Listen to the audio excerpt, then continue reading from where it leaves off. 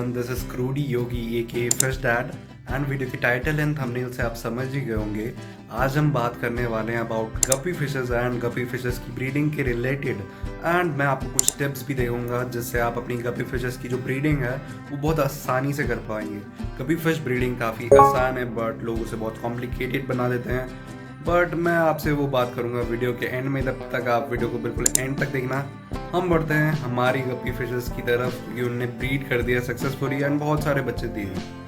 And ये रहा शाकुल भाई का गप्पी सेटअप एंड ये देखिए शाकुल भाई की गप्पीज ने बहुत सारे फ्राइज लेकर हैं एंड ये अराउंड 50 से भी ज़्यादा है। इसमें कुछ पुराने फ्राइज भी हैं जो कि काफ़ी ज़्यादा बड़े हो चुके हैं एंड इनका साइज़ काफ़ी जल्दी भी बढ़ रहा है। एंड जो ये बेबीज हैं इनको अराउंड 1 वीक से ज़्यादा हो गया। Sorry for the scratches. ये देखो छोटे छोटे बेबीज आपको दिखेंगे वहाँ पे, कुछ इसमें वाइट हैं एंड कुछ ब्लैक है। ये देख डिफॉर्म बेबी भी है, ये देखो छोटा सा बट काफ़ी प्यारा है। एंड गप्पी के बच्चे काफ़ी ज़्यादा अच्छे लगते हैं एंड ये एक प्लांटेड सेटअप है इसलिए गप्पी के बच्चे इसमें काफ़ी ज़्यादा हुए हैं एंड शाकुल भाई ने अच्छी तरीके से फीड भी कर रहे हैं, इसलिए देखो इनका साइज़ काफ़ी ज़्यादा बढ़ गया है। एंड इनके मम्मी पापा को शाकुल भाई ने इमरजेंसी में यहाँ पे सेटअप कर दिया था, सेटअप नहीं शिफ्ट कर दिया था एंड ये हमारे प्यारे बेटा फिश के साथ पीसफुली रह रहे हैं। एंड हमने सोचा था कि ये बहुत ज़्यादा एग्रेशन दिखाएगा बट इसने इनके साथ बहुत पीसफुली रहा क्योंकि ये अपने पड़ोसियों को देखता रहता था एंड इन्हें बच्चे दे दिए, इसलिए ये इस वाले सेटअप में हमने डाल दिए हैं क्योंकि गप्पी अपने बच्चों को खुद खा जाती हैं बट इसने एज अ गुड नेबर इनको अपने घर में जगह दी एंड इनसे फाइट भी नहीं करी। सो ये थे गप्पी फिशेस के babies and successfully guppy fishes के बेबीज ब्रीड हुए हैं हमारे यहाँ एंड इनकी तादाद काफ़ी ज़्यादा बढ़ गई है एंड फ्यूचर में शायद मैं शाकुल भाई से कुछ बेबीज लूँ गप्पी फिशेस के। एंड बढ़ते हैं गप्पी फिश ब्रीडिंग की टिप्स की तरफ। So these are the tips जो कि आप यूज़ कर सकते हो अपने गप्पी ब्रीडिंग की प्रोसेस में। एंड गप्पी ब्रीडिंग बहुत ही आसान प्रोसेस है अगर आपको सारी की सारी नॉलेज हो। सबसे पहला टिप ये है कि एक अच्छा टैंक चूज़ करिए। अगर आप यूज़ कर रहे हैं एक 1 फीट का टैंक तो उसमें कम पेरेंट्स होने चाहिए, ना कि बिल्कुल पेरेंट्स भर दो।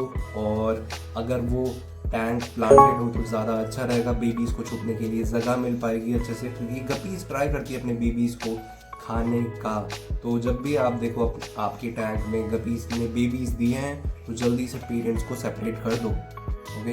एंड सेकेंड टिप मैं ये देना चाहूँगा, आप सभी को पता ही है guppies are tropical fishes and उन्हें हॉट वाटर पसंद होता है। तो मैं प्रेफर करता हूँ गप्पीज़ को अगर आप ब्रीडिंग कराना चाहते हो तो around 22 degree Celsius to 26 and you can push also 28, but with a planted tank go with 22 to 24 degree Celsius and आपकी गप्पीज़ एकदम हेल्दी रहेंगी और ब्रीड भी अच्छे से करेंगी क्योंकि हॉट वाटर प्रमोट करता है ब्रीडिंग को।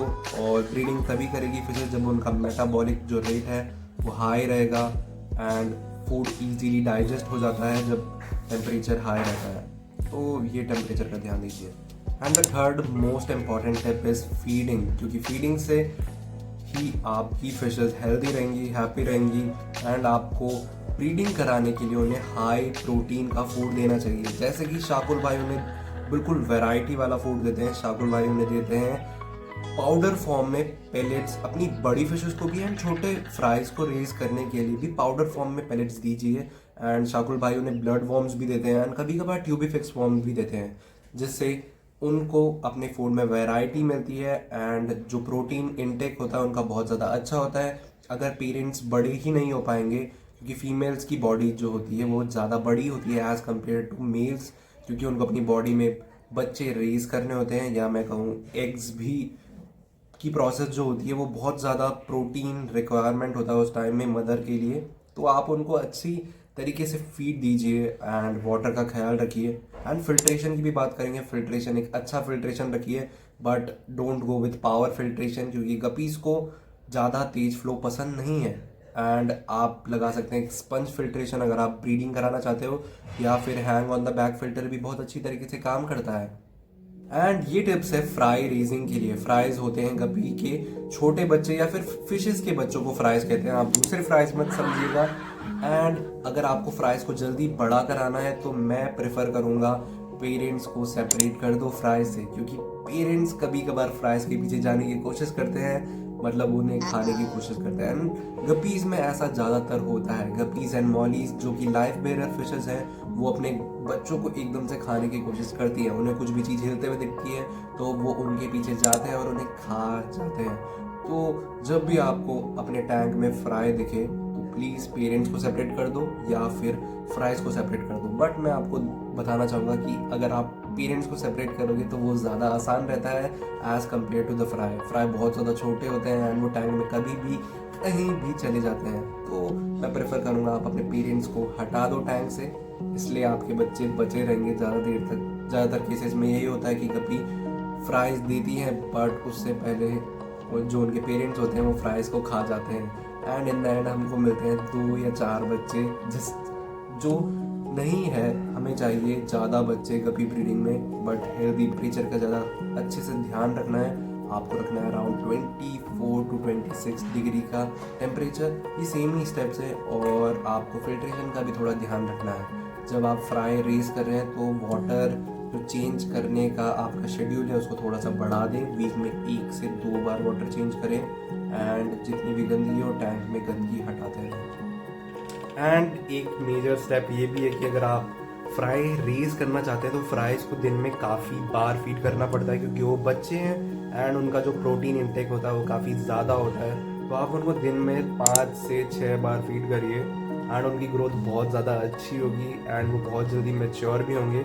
मैं पर्सनली अपने फ्राइज को दिन में कम से कम 6 से 7 बार फीड करता था, बट इन स्मॉलर क्वांटिटीज़। आपको ज़्यादा फूड नहीं दे देना एक बार में, क्योंकि इनकी बॉडीज़ बहुत छोटी है एंड उनका डाइजेस्टिव सिस्टम उतना अच्छा नहीं रहता उस समय। तो आप उनको बार बार फीड करिए बट बिल्कुल थोड़े अमाउंट में। तो ये थी सारी की सारी गपी ब्रीडिंग टिप्स। अगर आपको ये अच्छी लगी होंगी तो मेरे को कमेंट सेक्शन में ज़रूर बताना। एंड अगर आपके पास कुछ गपी ब्रीडिंग टिप्स हैं तो वो मेरे साथ शेयर करना कमेंट सेक्शन में। एंड मैं मिलता हूँ आपसे किसी अगली वीडियो में। ये वीडियो अच्छी लगी तो लाइक करना, चैनल को करना सब्सक्राइब एंड मैं मिलता हूँ आपसे किसी अगली वीडियो में। तब तक के लिए सी या।